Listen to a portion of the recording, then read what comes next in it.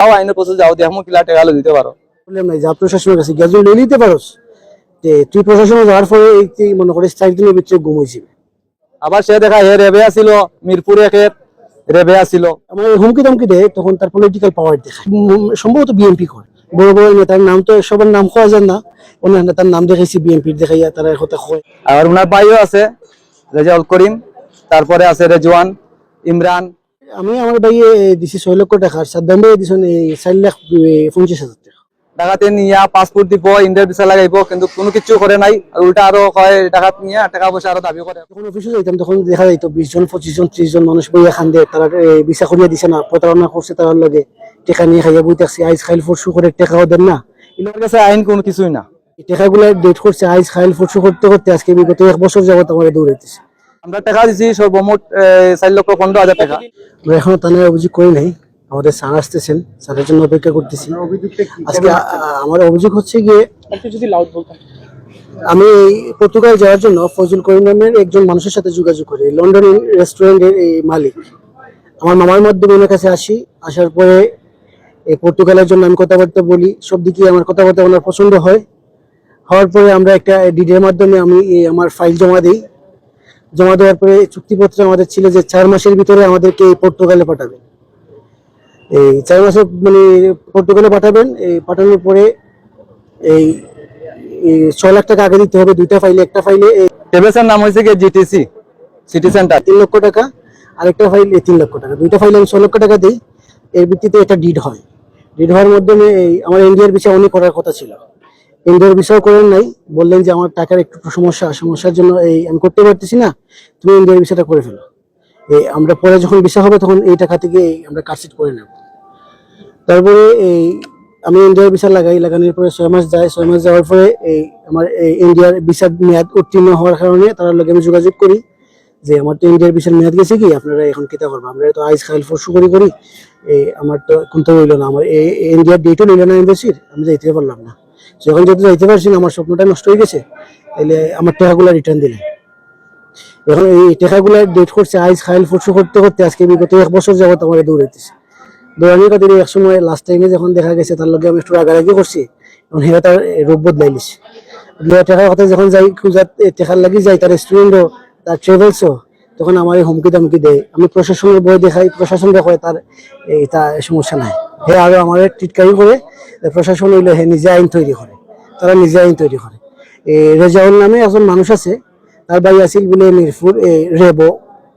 হে করে প্রশাসন কোনো প্রবলেম নাই, যা প্রশাসনের কাছে গ্যাস নিয়ে নিতে পারোস যে তুই প্রশাসনে যাওয়ার পরে মনে করিস 4 দিনের ভিতরে ঘুমাইছি। হ্যাঁ, এমন বক্তব্য অনেক আছে। আমি যখন অফিসে যাইতাম তখন দেখা যাইত 20 জন 25 জন 30 জন মানুষ বইয়া খান দেয়, তারা ভিসা করিয়া দিছে না, প্রতারণা করছে তার লগে, টাকা নিয়ে খাইয়া বই থাকছে, আইস খাইল ফরসু করে টাকাও দেন না, এগুলো অনেক আছে। আর এখন আমার লগে আছে না একজন আমার সাদ্দাম ভাই, ইভেন আমার বড় ভাইয়ের একটা ফাইল আছে, আমার 2টা ফাইল, আমরা 3 জন আছি, আর 2 জন আছে, তারা আইতে পারছে না। প্রতিষ্ঠানের নামটা কি, অবস্থানটা কোথায়, লোকেশন? প্রতিষ্ঠানের নাম হচ্ছে জিন্দাবাজার সিটি সেন্টার জিডিসি। আর মেইন পরিচয় তার হইল গিয়া সিলেট ইন রেস্টুরেন্ট, এটা হইল নয়াচর। আমি আমার ভাইয়ে দিছি 6 লক্ষ টাকা, সাদ্দাম ভাই দিছেন 4,50,000 টাকা। জি না, এখন আমার কোনো রিফান্ড দেয় নাই। না না, 6 লক্ষ টাকার চেক যেটা দিছিল ফার্স্ট টাইম, আমার 6 লক্ষ টাকা তারা হাট কেসে দেওয়ার পরে ওই 6 লক্ষ টাকার চেক আছে, ডিড আছে আমার কাছে। এটা কি দেখানো যাবে? হ্যাঁ, অবশ্যই দেখানো যাবে। রাজনৈতিক পরিচয় ব্যবহার? হ্যাঁ, অবশ্যই। আমি যখন আমার হুমকি ধমকি দেয়, তখন তার পলিটিক্যাল পাওয়ার দেখায়। কোন দলের? উনি সম্ভবত বিএনপি করে, বড় বড় নেতার নাম তো সবার নাম খাওয়া যায় না, অন্য নেতার নাম দেখাইছি বিএনপির দেখাইয়া তারা কথা কয়। ইভেন কয় আমার নামে সিলেট আন্তাজি মামলা দিলেইব, পুলিশ ধরাই আনিব, তার বাইকটা রেওয়া ছিল, আমার এত ওয়ান টাইম আমার ডাইনাত আমি বন্ধ দিলেই তো গুম করি। রাজনৈতিক ব্যক্তির নাম বলছে? না না, এই রাজনীতিক ব্যক্তি অবশ্যই বলছে। এখন আপনি থানা থেকে না? আমি আসছি, আমি সব বই বৃত্তি ভেঙে আমি এখন ওসি স্যারের সাথে আসছি যে আমার টাকার জন্য, ইভেন আমার এই লাইবিলিটির জন্য আমি যে এই মুহূর্তে আমার কি করা উচিত। আমার টাকা তো গেলে, এখন আমার জানের নিরাপত্তা আমি নিজেই দিতে পারতেছি না, কখন যে কি করে বসে থাকে তারা, আমি কিছু বুঝতে পারতেছি না। মূলত ওরা কোনো লোভনীয় অফার দিয়েছিল আসলে, যে এতদিনের মধ্যে পাঠিয়ে দিবে বা এরকম? এটা তো চুক্তিনামায় আছে, 4 মাসের মধ্যে আমাকে দেওয়ার কথা। পর্তুগালে 4 মাসের ভিতরে আমাকে পর্তুগাল পাঠানোর কথা, D1 ক্যাটাগরির ভিসা, এই পারমিট ভিসা আর কি। আমার নাম সাদ্দাম হোসেন, আমার ভাইয়ের জন্য আর কি, আমরা পর্তুগালের জন্য আর কি ওনার সাথে আলাপ সালাপ করে, ফজল করিমের সাথে আলাপ সালাপ করে টাকা পয়সা দিছিলাম। তো দেওয়ার পরে আজকে দীর্ঘদিন হয়ে গেছে, ওই টেবিলসের ম্যানেজমেন্টের দায়িত্বে আছে আর কি। আর ওনার ভাইও আছে, রেজাউল করিম, তারপরে আছে রেজওয়ান, ইমরান, ওরা আছে আর কি। তো ওদের মাধ্যমে টাকা পয়সা সবকিছু দেই, দেওয়ার পরে দীর্ঘদিন হয়ে যায়। কিন্তু টেবিলসের নাম হয়েছে কি জিটিসি, সিটি সেন্টার, জিন্দাবাজার। তো আজকে দীর্ঘদিন হয়ে গেছে, ইন্ডিয়ার ভিসা লাগাবে, এই করবে সেই করবে, কিন্তু এখনো পর্যন্ত কোনো ইন্ডিয়ার ভিসা হয় নাই। পাসপোর্ট আঠায়ের আছে, ঢাকাতে নিয়ে গেছে আমার বাইরে, ঢাকাতে নিয়ে পাসপোর্ট দিব, ইন্ডিয়ার ভিসা লাগাইবো, কিন্তু কোনো কিছু করে নাই। আর উল্টা আরো হয় ঢাকাতে নিয়ে টাকা পয়সা আরো দাবি করে, আরো টাকা পয়সা লাগবো, টাকা পয়সা দেওয়া লাগি। আমার আঙ্কেল গেছে তার লগে, আমার আঙ্কেলটাও খুব হুমকি দামকি দিছে এবং কি গালাগালিও করছে, খুব রকমের আর কি একটা অপমান করছে আর কি। করার পরে ওন থেকে তারা খুব হতাশা হইয়া আর কি সিলেট আইছে, কিন্তু এখনো পর্যন্ত পাসপোর্ট আটটাই, পাসপোর্ট এখনো পর্যন্ত দিছে না। আর আমরা টাকা দিছি সর্বমোট 4,15,000 টাকা। কতদিন আগে দিছেন আজ থেকে ওটা? 1 বছর হয়ে গেছে, এক বছর। 1 বছর হয়ে গেছে। ডিট আছে, চুক্তিনামা আছে, চুক্তিনামা অনুযায়ী একটা চেকও আছে, 4 লাখ টাকা একটা চেকও দিছে।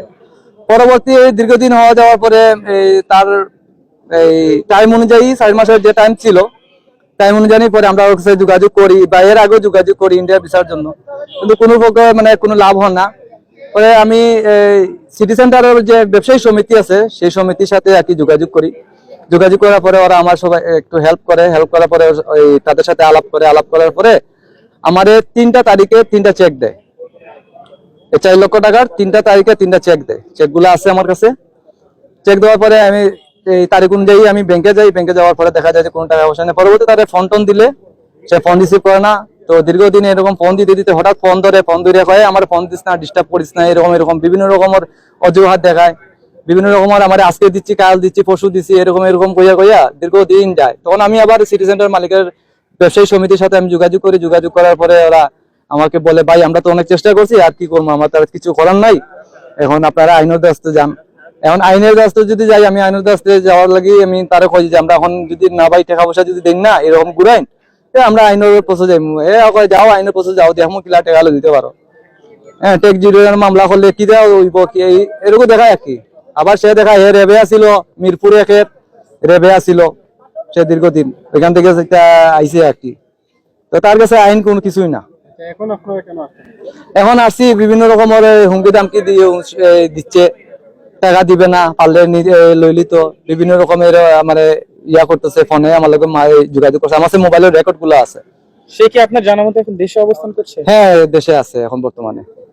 আইন শৃঙ্খলা বাহিনী কি মানে এখন থানাতে কেন আসছে? থানাতে আসছি আমি, আমার মতন আরো ভুক্তভোগী আছে, তো তারা সবাই আমার সাথে যোগাযোগ করছে। যোগাযোগ করার পরে তাদের সাথে কই আমি আসছি। আসার পরে এখন ওসি সাহেবের সাথে এটা নিয়ে আলাপ করব, দেখি আমাদের কোনো সুফল হয় কিনা, সেই আশায় আসছি আর কি। ঠিক আছে।